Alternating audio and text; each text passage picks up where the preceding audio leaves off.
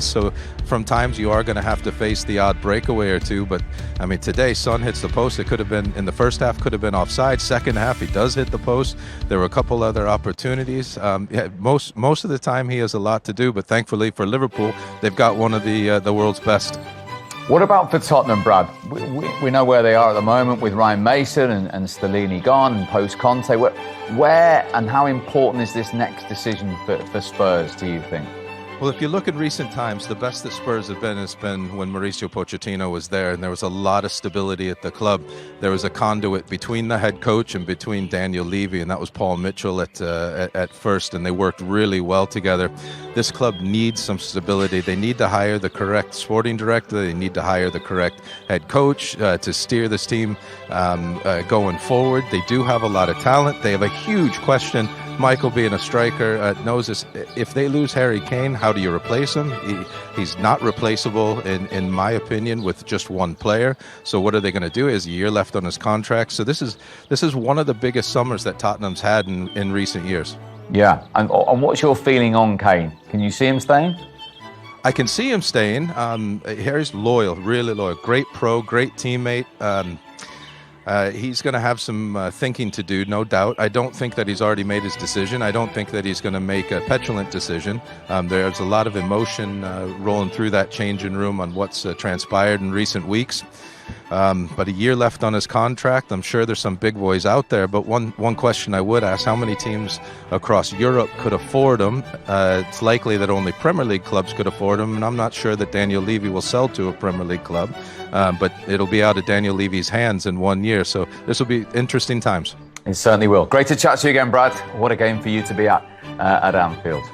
Brad Friedel there for us, talking about Harry Kane, who amongst all that, incidentally, has reached 25 Premier League goals for the fourth season in his career. That has only been done previously by Alan Shearer. However, his goal today was ultimately in a defeat. Here is what the Tottenham captain thinks of it all.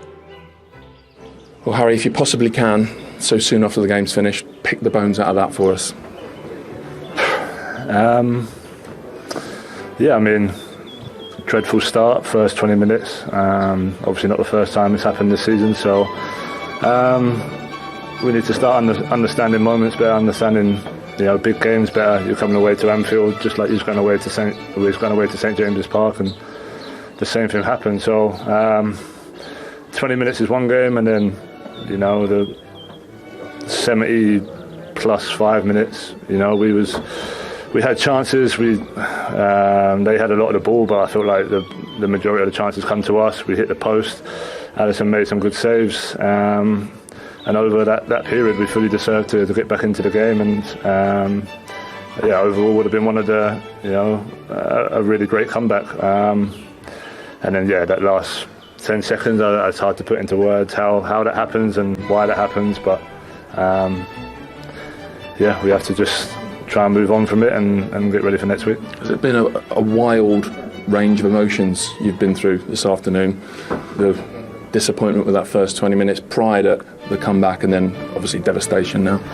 Yeah, I think over the course of this season we've shown to come back in a lot of games, and to do it here away at Anfield shows what we're capable of. But it's been to have the starts that we've had is just hard to even put into words. It's hard to even talk about. And is today inexplicable on the back of it happening last week? You're talking about being unacceptable.